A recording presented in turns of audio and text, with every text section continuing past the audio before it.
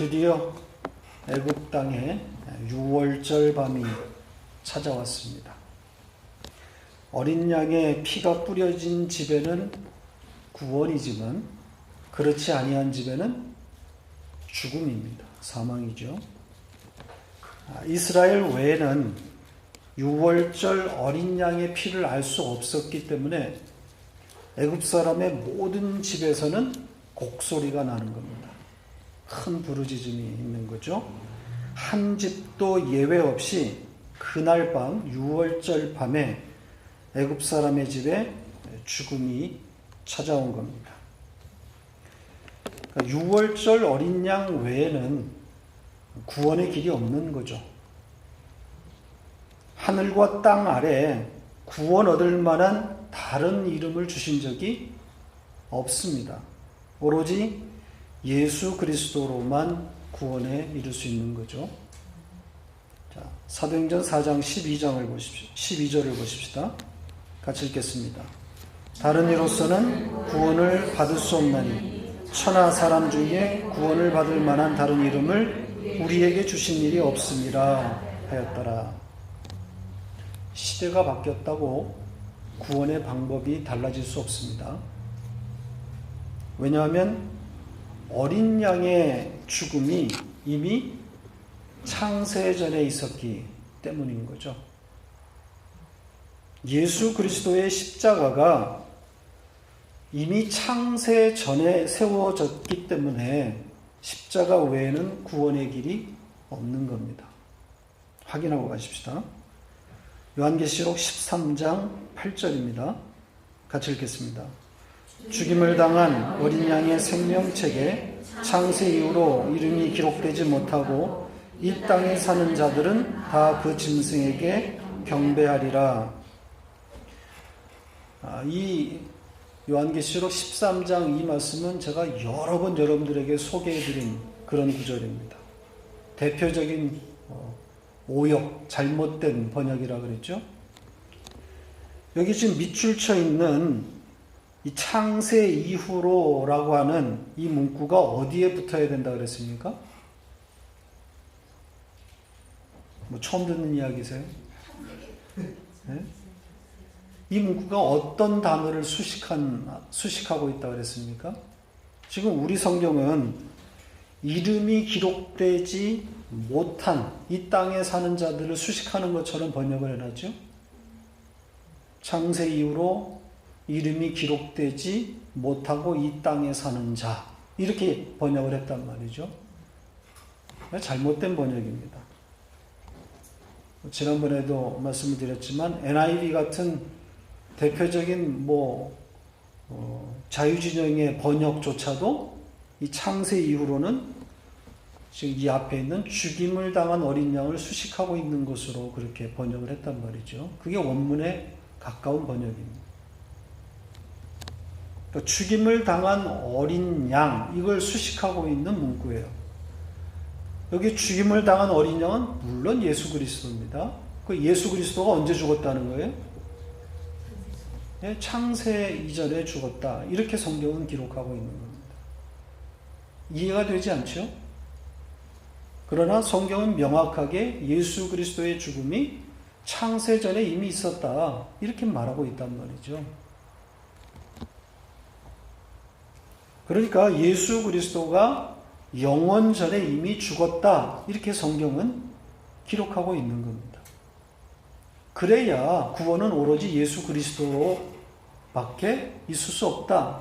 이게 성립이 되는 거예요.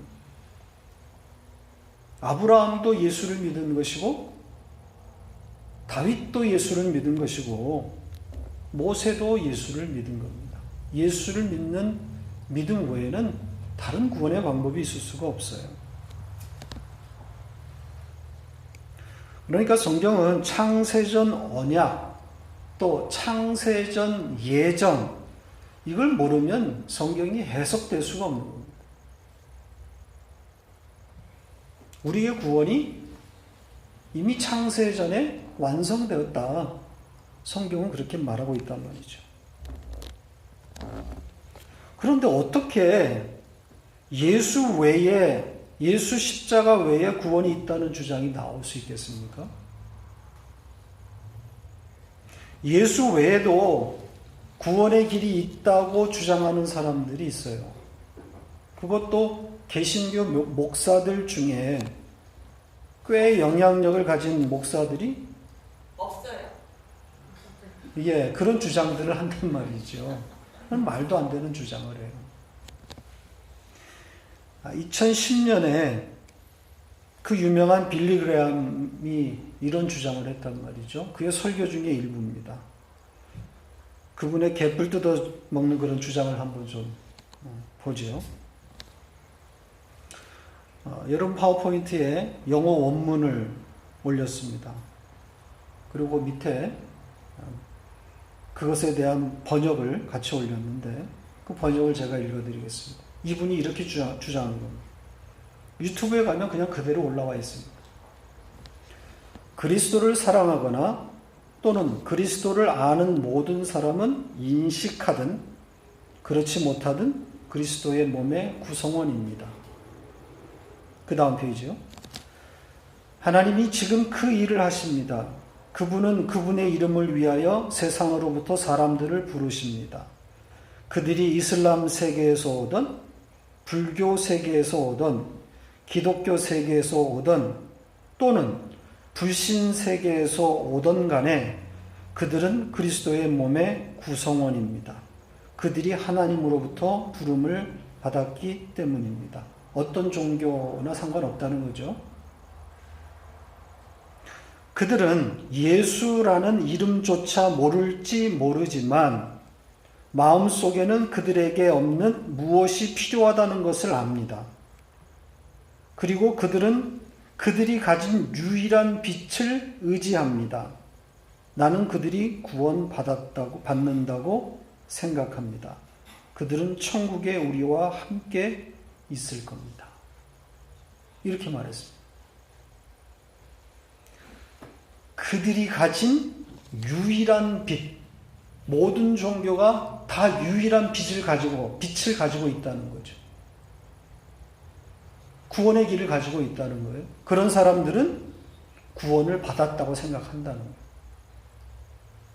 그들이 예수를 알던 모르던 상관없이 어떤 그 마음속에 비친 그 빛을 의지하고 있다면 그 사람은 구원받았다 이렇게 생각한다는 거죠. 전형적인 유니버설리즘이죠. 보편구원론입니다. 결국 하나님은 자기가 창조한 모든 인간을 구원할 수밖에 없다는 거예요. 예수를 믿든 안 믿든 상관없이 다 그리스도의 몸의 구성원이다. 이런 허황된 주장을 하고 있는 거예요. 이 사람만 미친 게 아닙니다.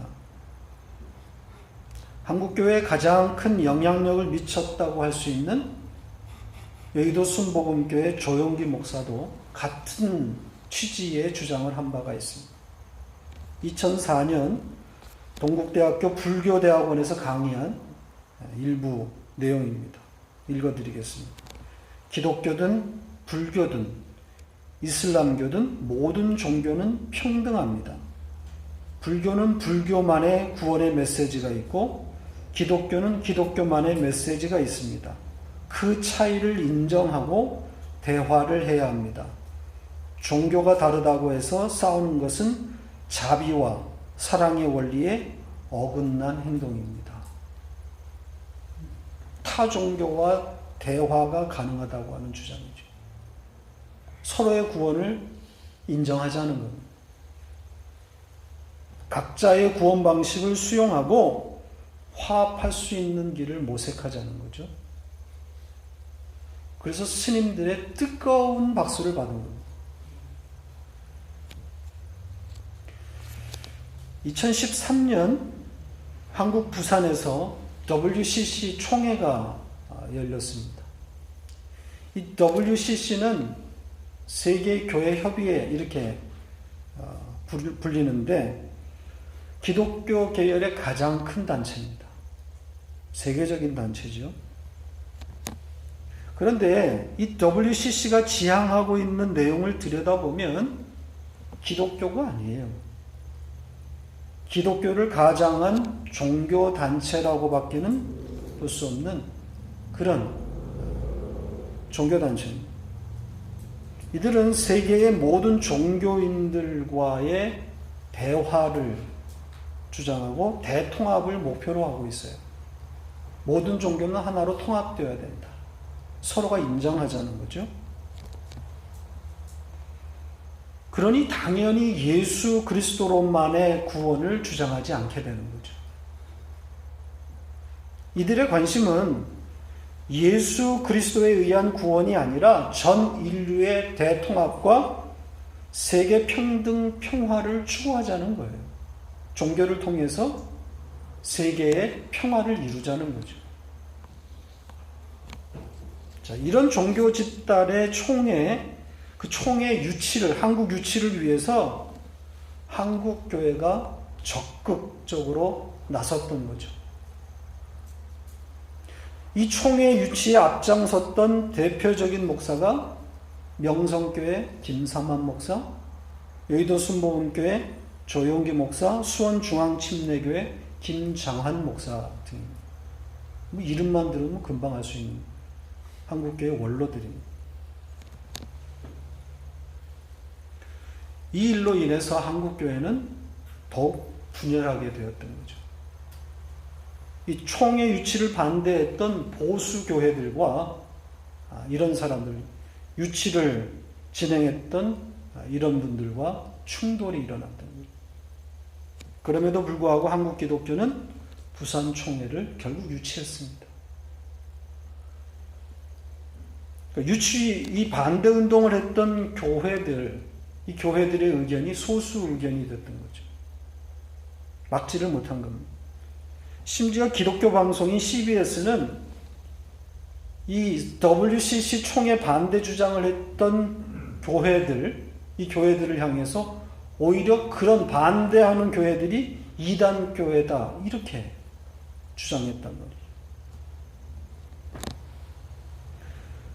이 시대의 추세를 보여주는 그런 대목입니다. 한국 교회가 그렇게 흘러가고 있어요.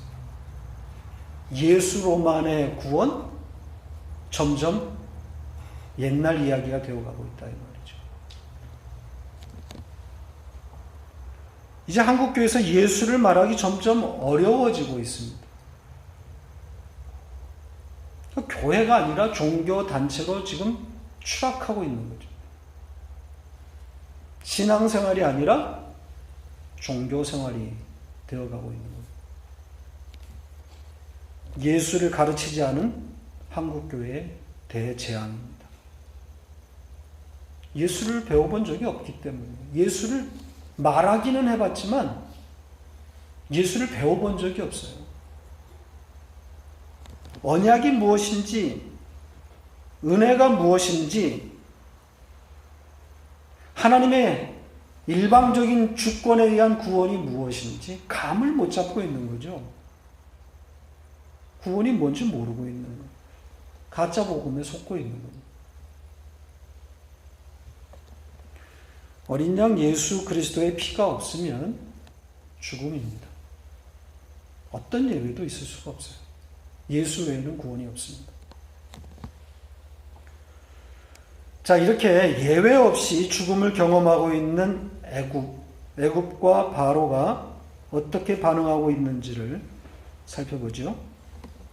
그날 밤에 6월절 밤입니다. 애굽의 모든 집의 장자가 죽자 그 밤에 바로가 모세와 아론을 급히 부릅니다. 마침내 바로가 항복하게 되는 거죠. 그래서 이스라엘 백성이 이제 애굽을 떠나는 것을 허락하게 되는 겁니다.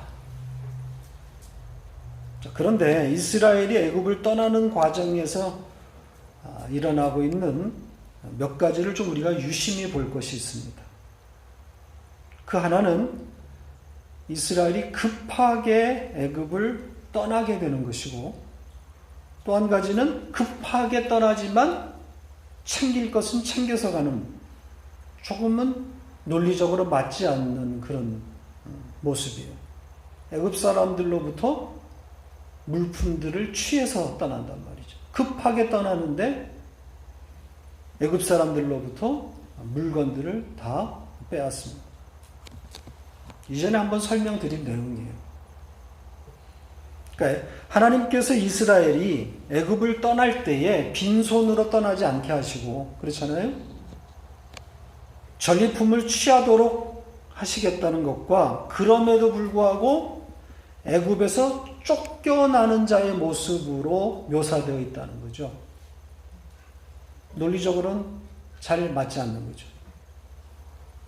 애굽 사람들로부터 전리품을 취해서 가는데 그러나 쫓겨나고 있다는 거죠. 자, 이 부분을 다시 한번 설명드리고 가겠습니다. 오늘 본문 36절에 보면 하나님께서 애굽 사람들에게 이스라엘 백성에게 은혜를 입히게 하시겠다 이렇게 되어 있습니다. 그래서 이스라엘 백성들이 구하는 대로 애굽 백성들이 다 준단 말이죠. 은금, 패물, 의복 원하는 것들을 다 준단 말이죠. 그렇게 애굽 사람들이 자원해서 준 것인데 그것을 이스라엘이 탈취한 것이다. 이렇게 표현하고 있는 겁니다. 지금 이 문맥으로 보면 애굽 사람들이 자원해서 다 주고 있는 거거든요. 근데 성경은 다 뺏었다. 이렇게 표현하고 있습니다. 36절 한번 다시 한번 보시죠. 같이 읽겠습니다.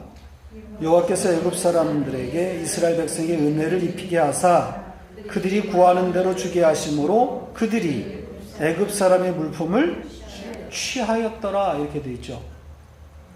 애굽 사람의 물품을 취했다. 여기 지금 취했다라고 이렇게 번역했는데 여러분 성경에 아마 자세한 설명이 달려있는 그런 성경에는 빼앗았다, 약탈하다 이런 뜻이다 그렇게 아마 표시가 되어 있을 겁니다. 지금 여기에 쓰인 동사가 나사르라고 하는 동사인데 그냥 가져갔다는 말이 아닙니다. 그 뜻은 약탈하다, 강탈하다의 뜻이에요. 억지로 빼앗다라는 말이에요. 자, 이 단어가 쓰인 다른 문장을 하나 보고 가죠. 이 나사르라고 하는 단어는 굉장히 성경에 많이 나오는 단어거든요. 성경에 가장 첫 번째 먼저 등장하는 한 구절을 보겠습니다. 창세기 31장 9절 같이 읽겠습니다. 하나님이 이같이 그대들의 아버지의 가축을 빼앗아 내게 주셨느니라. 이게 지금 그 외삼촌 라반과 야곱의 대화 가운데 나오는 거거든요. 여기에 가축을 빼앗다, 빼앗다라고 번역한 이 동사가 같은 동사예요. 빼앗는 겁니다. 강탈했다는 거죠. 억지로 뺏어서 주었다는 거죠.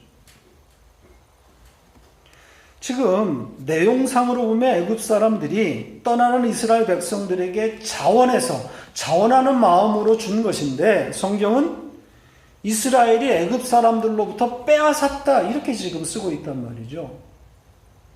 왜 이런 표현이 등장하는 거겠어요? 그냥 준 건데 달라는 대로 다 준 건데 그걸 왜 뺏었다라고 표현을 했겠냔 말이죠. 이스라엘은 여호와의 군대이기 때문에 그렇습니다. 그래서 오늘 본문에서도 이스라엘을 여호와의 군대라 이렇게 표현하고 있어요. 41절을 보세요. 같이 읽겠습니다. 430년이 끝나는 그날에 여호와의 군대가 다 애굽 땅에서 나왔음인즉 이스라엘 백성을 여호와의 군대라고 표현을 했죠. 그러니까 이 출애굽하는 이스라엘을 전쟁에서 승리한 자로 묘사하고 있는 거예요. 승리한 자는, 전쟁에서 승리한 자는 그 승리의 증거가 뭐예요? 전리품이란 말이죠. 그러니까 전리품을 취하는 자로 묘사하고 있는, 승리한 자라는 이야기예요. 승리했다는 의미를 담고 있는 거예요. 여기서 이스라엘이 그 물품을 뺏었다, 약탈했다라고 하는 이 표현이 등장하는 건 승리했다는 거예요. 이스라엘의 승리를 말하고 있는 거예요. 사실 이스라엘 백성은 이 전쟁에서 수행한 것이 아무것도 없어요. 내용적으로는 군대라고 말할 수 없는 거죠. 뭘 싸워야 군대 아닙니까? 그런데 여호와의 군대라고 표현을 한단 말이죠. 그래서 취한 거예요. 그래서 빼앗은 거예요. 전리품을 갖게 돼요. 승리했다는 거죠. 성도의 승리가 무엇인지를 정확하게 말하고 있는 거죠. 보통 교회에서 말하는 성도의 승리를 마귀와의 치열한 싸움을 잘 수행하는 데서 오는, 치열한 싸움을 하는 것에서 오는 승리라고 생각하지만 성경이 말하는 승리는 그런 게 아니에요. 손 하나 까딱하지 않고 하나님께서 수행하신 싸움을, 그 전쟁을 그냥 눈 부릅뜨고 보는 것, 그게 성도의 승리예요. 성도의 승리는 그건 그냥 보는 거예요. 하나님이 행하신 일을 그냥 보는 거예요. 그걸 승리라고 그래요. 이스라엘의 전쟁 역사를 한번 읽어보세요. 이스라엘이 어떻게 전쟁에서 승리합니까? 말도 안 되는 방식으로 이기지 않습니까? 이게 무슨 만화 같지 않아요? 이스라엘의 이 전쟁 역사에서 이스라엘이 승리하는 방식을 읽어보면 말도 안 되는 방식으로 이긴단 말이죠. 가나안의 첫 성 여리고성이 어떻게 무너졌습니까? 이스라엘 백성이 한 일이 있어요? 여리고성에 손 하나 댔습니까? 아니란 말이죠. 아무것도 한 게 없어요. 그냥 하나님께서 하신 일을 그냥 보는 거예요. 그렇게 승리하는 거예요. 왜 모든 이스라엘의 전쟁의 승리 방식이 이렇게 나타나는 거죠? 이스라엘은 한 것이 하나도 없는데 이긴단 말이죠. 네. 모두 구원을 모형하는 것들이기 때문에 그래요. 전쟁에서 승리하는 건 구원이 무엇인지를 말하고 있는 거예요. 여리고성이 무너지는 바가 뭘 모형하겠어요? 뭘 상징하는 거겠어요? 성도의 구원을 말하는 거 아니겠습니까? 예수 그리스도의 십자가로 주어지는 구원이란 말입니다. 성도는 이렇게 세상을 이기는 거예요. 세상과 겨루어서 이기는 방식이 아니에요. 그러므로 세상의 어떤 경쟁에서 이기게 해달라고 하는 기도는 성도에게 없는 기도예요. 하나님, 이 경쟁에서 이기게 해주세요. 내 앞에 놓여진 이 문제, 이 싸움에서 승리하게 해주세요. 이건 성도의 기도가 아닌 거죠. 성도의 승리는 그런 승리가 아니기 때문에 그래요. 성도의 승리는 오직 예수 그리스도밖에 없는 거예요. 하나님께서 이미 이루어 놓으신 승리를 찬양하는 방식으로 이기는 거예요. 그게 승리예요. 자, 이 승리의 방식이 이해되어야 애굽에서 쫓겨나는 이스라엘의 모습이 비로소 해석이 됩니다. 분명 이스라엘이 애굽으로부터 승리한 것이 맞아요. 애굽하고 싸워서 이긴 거 맞죠? 전리품을 취했으니까, 빼앗았으니까. 애굽의 물품을 원껏 마음대로 약탈한 이스라엘 아닙니까? 그러니까 승리한 건 맞아요. 자, 이렇게 승리했다면 이스라엘이 애굽에서 쫓겨났다고 하는 표현이 등장하면 안 되는 거죠. 그렇잖아요. 승리한 자가 어떻게 쫓겨날 수가 있습니까? 그럼에도 불구하고 이스라엘은 애굽에서 쫓겨난 것이다 라고 말하고 있단 말이죠. 39절을 보세요. 이스라엘 백성들이 애굽에서 쫓겨났다고 말합니다. 어떻게 승리한 자가 쫓겨나는 거죠? 앞에서도 우리가 같은 표현을 본 적이 있습니다. 11장을 한번 가서 보죠. 11장 1절 3절까지 같이 읽겠습니다. 여호와께서 모세에게 이르시기를 내가 이제 한 가지 재앙을 바로와 애굽에 내린 후에야 그가 너희를 여기서 내보내리라.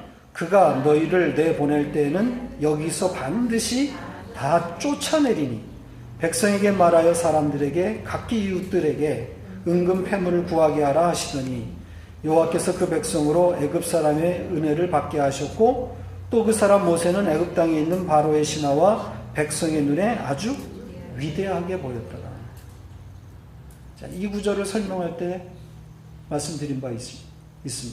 이 두 모습이 어울리지가 않잖아요. 애굽 사람들에게 모세는 어떤 자로 보였습니까? 위대한 자로 보였다 그러죠. 그리고 떠나는 이스라엘 사람들에게 애굽 사람들이 물건을 다 줍니다. 승리한 자의 모습이잖아요. 그런데 그런 이스라엘이 애굽에서 쫓겨나야 된다 이렇게 말합니다. 같은 내용이에요. 오늘 본문과. 승리한 이스라엘인데 왜 쫓겨나는 거죠? 논리적으로는 맞지 않는 거예요. 이게 바로 성도의 세상살이란 말이죠. 이미 하나님께서 이루신 그 승리인데, 그 승리를 가진 자들인데, 막상 이 세상살이는 승리한 자의 모습이 아니라 오히려 실패한 자의 모습처럼 보인단 말이죠. 승리한 자임에도 불구하고 성도는, 하나님의 백성은 이 세상에서 어떤 자로 살아가는 겁니까? 실패자로 살아가는 겁니까? 그 표현은 언뜻 봐서는 안 맞아요. 그거보다는 더 좋은 표현이 뭡니까? 변방인으로 사는 거죠. 노마드 인생인 거죠. 승리한 자임에도 불구하고 이 세상 한복판에 들어가서 이 세상을 좌지우지하지 못하고 변방인으로 산단 말이죠. 나그네 인생으로 산단 말이죠. 노마드 인생인 거죠. 유목민의 삶. 아까도 말씀을 드렸지만 오늘날의 기독교는 성경이 가르치는 바와 정반대로 가르치고 있어요. 기독교를 거꾸로 이해하고 있는 거예요. 예수를 믿음으로 세상 한복판으로 진격해서 점령하라고 가르치고 있어요. 기복주의, 번영신학, 고지론이 복음으로 둔갑되어 버린 겁니다. 예수 믿어서 세상 사람들과 겨루어 이기라는 거죠. 높은 자리에 올라가서 영향력을 가지고 세상을 장악하라는 거죠. 그래서 그리스도의 계절이 오게 하라는 거죠. 기독교인들이 적재적소에 들어가서 각 분야에서 영향을 끼치고 세상을 바꾸라고 이렇게 말하고 있단 말이에요. 이게 기독교인 양 지금 가르치고 있단 말이죠. 세상에서 미움을 당하고 핍박을 받으라고 하는 메시지는 이미 사라진 지 오래됐습니다. 세상에서 쫓겨나는 성도의 운명을 말하지 않고 있어요. 하나님의 백성, 이미 승리를 쟁취한 하나님의 백성이 이 세상에서는 변방인으로 살아야 된다고 하는 이 성경의 흐름을 완전히 놓치고 있는 거죠. 성도의 운명을 잘못 이해하고 있는 거예요. 성도의 운명이 무엇인지 이해조차 못하고 있는 거예요.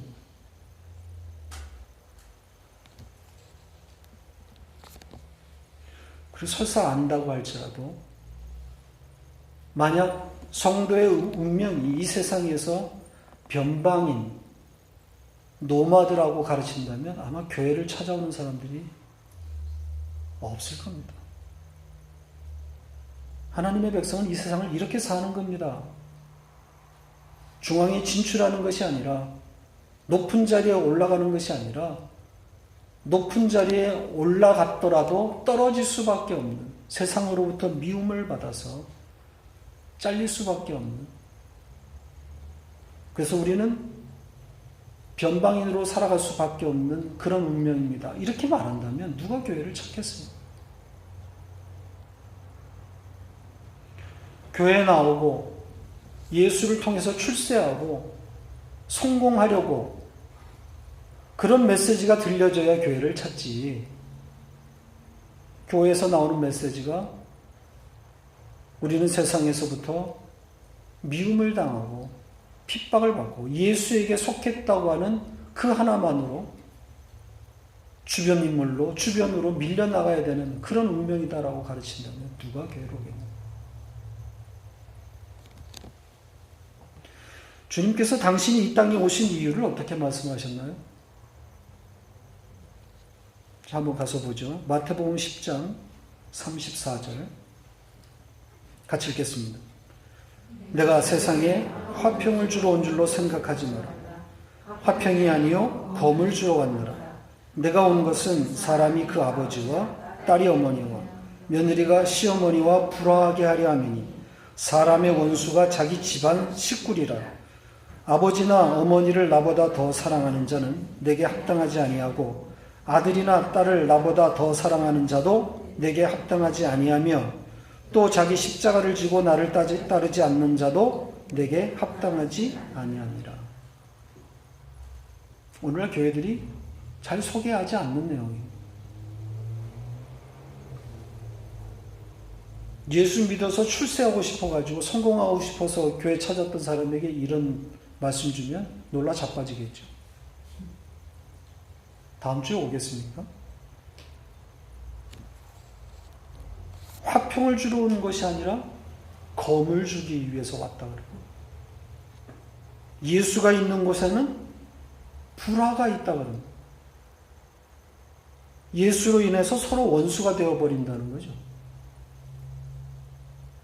예수를 믿으면 가정에 평화가 오고 불화했던 가정도 화해가 일어나야 되는 거 아닙니까? 여러분들이 들어왔던 간증들이 어떤 내용들이에요?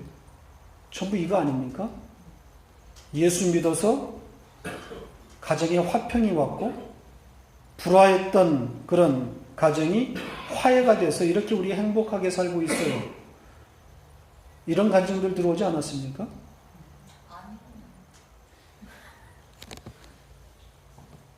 이 비유의 말씀이 의미하는 바가 뭡니까?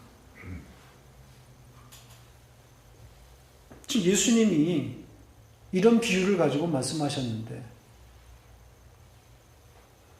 결국 이 말씀은 예수를 믿게 된 자는 세상이 추구하는 가치와는 다른 방향의 삶을 산다는 이야기 아니겠어요?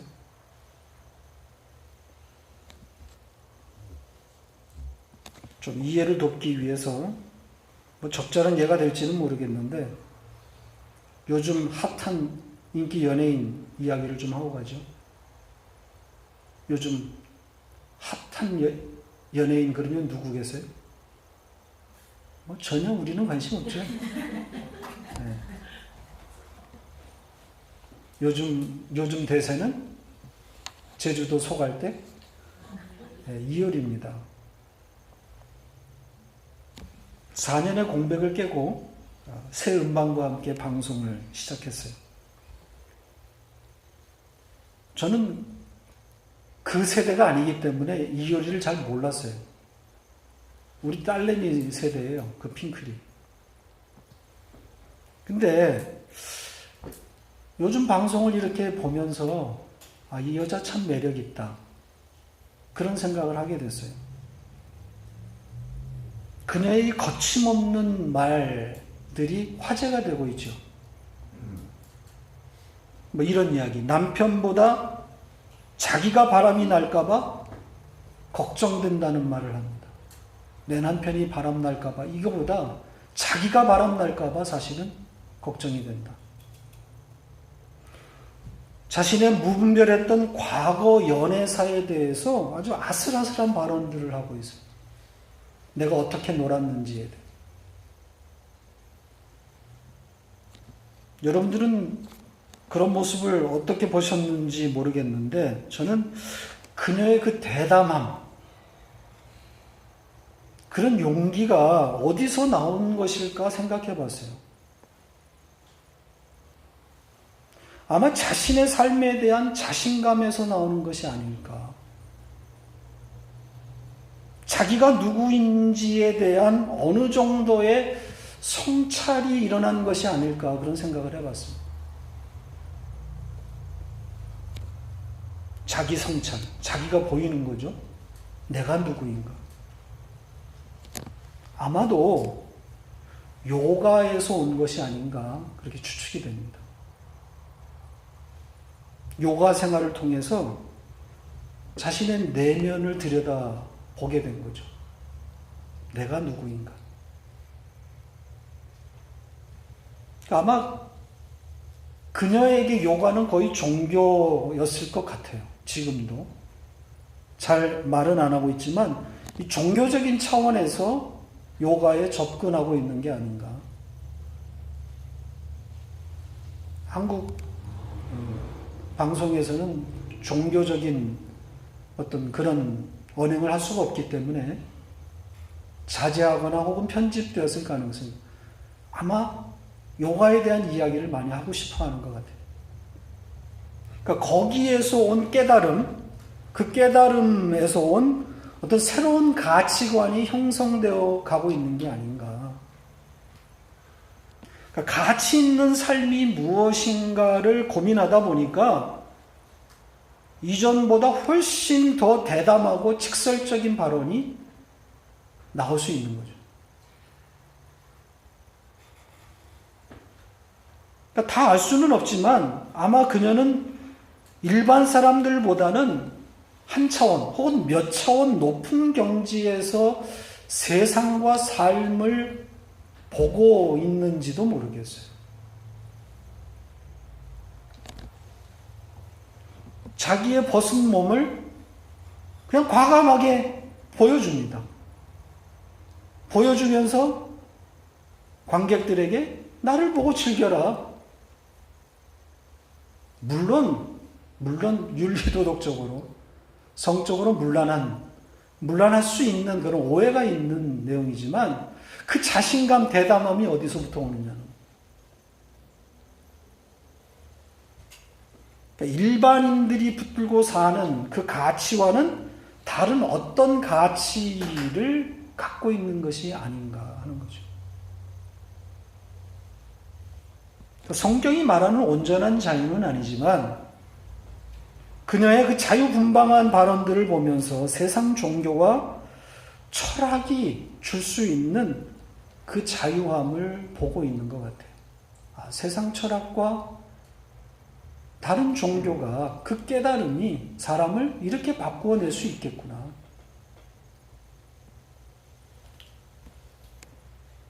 그런 면에서 오늘날 교회는 이런 인도의 요가나 동양 철학 혹은 불교에서 말하는 그 세상을 초월하는 그 자유의 수준보다도 우리의 자유는 더 떨어지는 것이 아닌가 그런 생각이 듭니다. 우리가 말하는 자유, 저 사람들이 말하는 자유보다도 못하다.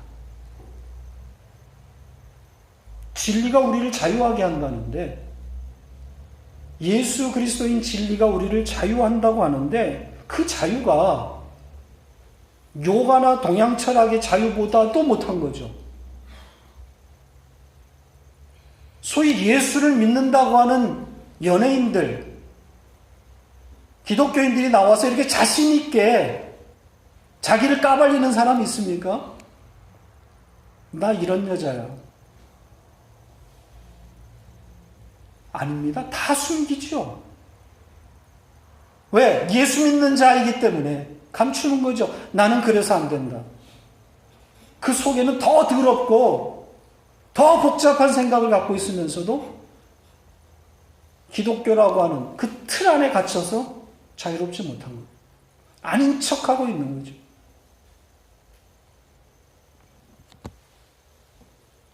예수를 모르고 기독교를 모르고 그냥 그 하등의 요가와 같은 동양 철학을 하는 여자도 이 자유함을 말하는데 예수라고 하는 진리를 알고 있다고 하면서도 우리는 이 자유가 없는 거예요.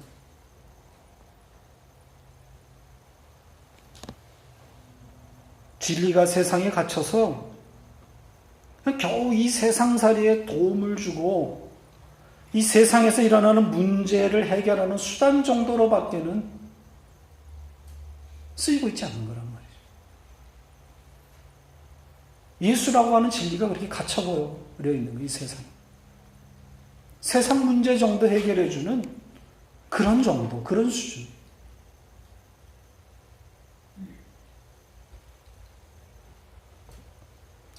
성도의 승리가 뭔지, 그리고 승리한 성도가 왜 이 세상에서 쫓겨다니는 신세가 되는 것인지에 대한 바른 이해가 있어야 되는 거예요. 예수께 속해 있다는 이유만으로 세상으로부터 미움을 당하게 되는 이 운명을 이해할 수 있어야 된단 말이죠.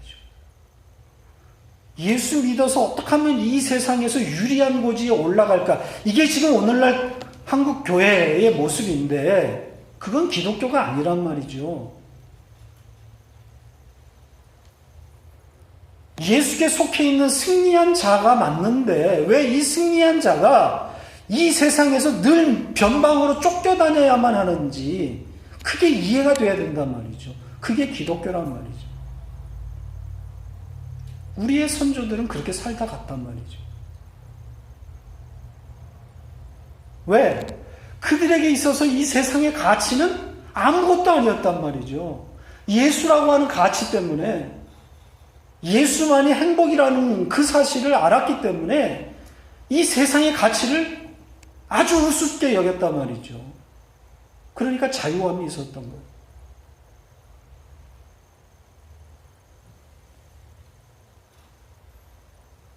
그 자유함이 있으니까 우리가 언뜻 이효리를 보면 굉장히 자유분방하고 문란한 여자처럼 보여요. 그의 말 하나하나가 내 벗은 모습을 보면서 혼자 술 먹는 사람 즐겨라. 이게 얼마나 어떻게 보면 문란한 이야기입니까?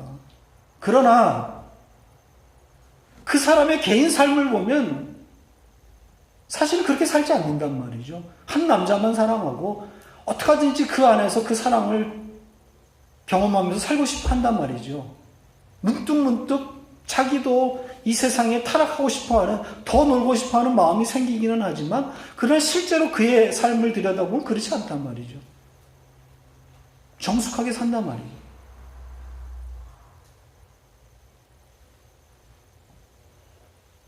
그러나 겉으로는 그럴듯하게 꾸며진 기독교 연예인들, 안 그런 척하지만 우리가 보지 않는 곳에서 얼마나 지저분하게 그 인기를 유지하기 위해서 애를 쓰고 있냔 말이에요.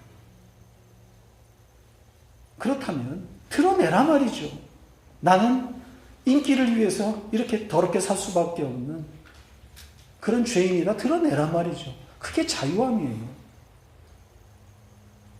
그 세상 사람들이 욕할지 몰라요. 예수 믿는다는 사람이 저렇게밖에는 말을 못하나? 그렇게 해서 나는 얼굴에 똥칠을 하고 그렇게 망신을 당해도 그걸 통해서 예수가 증거되면 되는 거 아닙니까? 예수만 드러내면 되는 거예요. 나는 아무것도 아니에요. 인기가 뭐가 그렇게 중요한 거예요.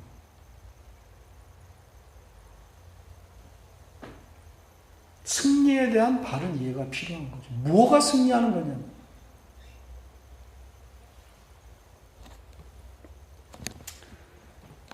이 뒤에 있는 6월절 규례에 대한 내용은 다음 주로 넘기겠습니다. 이전에 설명했던 6월절 두 번의 설교와 좀 비교해서 다음 주에 좀 더 자세하게 설명을 드리겠습니다. 오늘은 여기까지 하겠습니다.